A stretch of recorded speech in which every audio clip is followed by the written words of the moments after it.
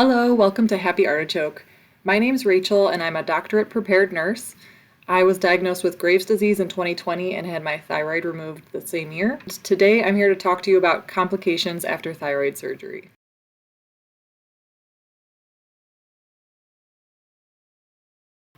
First, I want to thank you so much for being here. There's a huge community that I did not anticipate when I first made the video after my surgery 4.5 years ago, and there's just such a great community of people who are asking questions and sharing their experiences with other people, and I'm just really grateful for that, so thank you.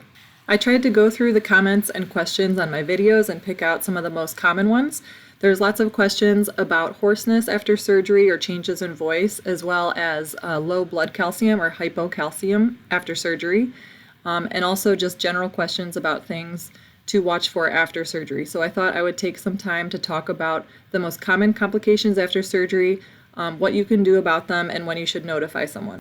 Hopefully this will help you feel more relaxed when it comes to surgery and more prepared when it comes to recovering after surgery. Some of the most common complications after thyroidectomy or thyroid surgery is bleeding or fluid collecting under the site near the incision, any injury to tissues or to nerves there, trouble breathing or swallowing, infection, low blood calcium or low thyroid hormone levels, and hoarseness or changes in the voice. So hopefully before surgery your doctor or your provider will talk to you about these things, but if they haven't, please advocate for yourself and ask. Or maybe you're watching this video in anticipation of a loved one getting this surgery, and it is totally within your abilities to talk or bring up these topics with your provider. For example, a discussion about something like this might go like, I've been reading a little bit about what to expect after a thyroid surgery. I'm a little bit concerned about hoarseness, and I wonder what my risks are of that, as well as what to do if I start discovering that my voice has changed. So just to review, there are 6 common complications from thyroidectomy. 1 is bleeding, 2 is infection, 3 is low blood calcium or thyroid hormones, 4 is hoarseness, 5 is some sort of injury to tissues or nerves, and 6 is trouble breathing. So let's go through those one by one and talk about how common these complications are, what your risk is in terms of statistics, and then things that you can watch for and when to tell your provider or your doctor that you're experiencing symptoms. So we'll talk about one that's probably the most serious first, but it's very uncommon. So this is a hematoma, which is a collection of blood, so bleeding after surgery. This only happens in 0.7 to 1.5% of all patients with thyroidectomies, depending on which studies you look at.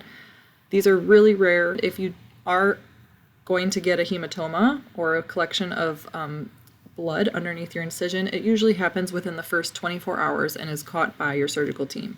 So this would feel like a large, firm buildup here that wouldn't move when you touched it.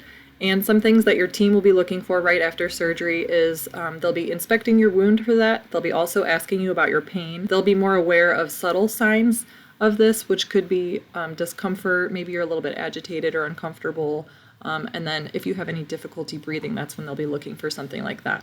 Again, this is really, really rare. If your team did discover that you had some bleeding there, they would take you back for surgery within that first day that you're in the hospital, and they would drain that, and then you would just recover normally. Okay, we got the worst one out of the way. Next, let's talk about hypocalcemia or hypoparathyroidism. Hypocalcemia or low calcium is one of the most common complications after thyroid surgery. Don't mind me, I'm just reading some statistics right above the camera. This type of low calcium has been reported in 0.3 to 49% of patients after a thyroidectomy, so pretty common. It can definitely happen. The symptoms of this range from really mild, so having some tingling in your lips or your fingers or your feet, to moderate with some muscle cramps or even facial twitches, all the way to severe where you have some really severe muscle cramping. Most of the time this is just transient, or it is just something that's very treatable after surgery and then it goes away. So if you do have some of these symptoms, you let your provider know right away. Part of this is due to when they're doing surgery here on the skin, they do have to move the parathyroid gland, and that affects the calcium levels. So you'll probably have to take some calcium after surgery, up to 6 weeks, 12 weeks, whatever you and your provider decide. And very rarely this can be permanent. In like 13% of people who have these calcium deficiencies, they might have to take calcium for life. Personally, I did experience this. I had some numbness in my fingers. I kept feeling like maybe I had slept on my arms wrong because my fingers were tingling when I woke up, and I also had some tingling and numbness around my lips. So I took calcium for about 8 weeks or so, and after that it was resolved. The next complication we're going to talk about is hoarseness, or when your throat is sore. And this is really common after all surgeries actually, because if you're intubated, there's a tube that goes down your throat and that just causes some inflammation and it's just uncomfortable. So a lot of the times you can suck on ice chips or use cough drops and that will help.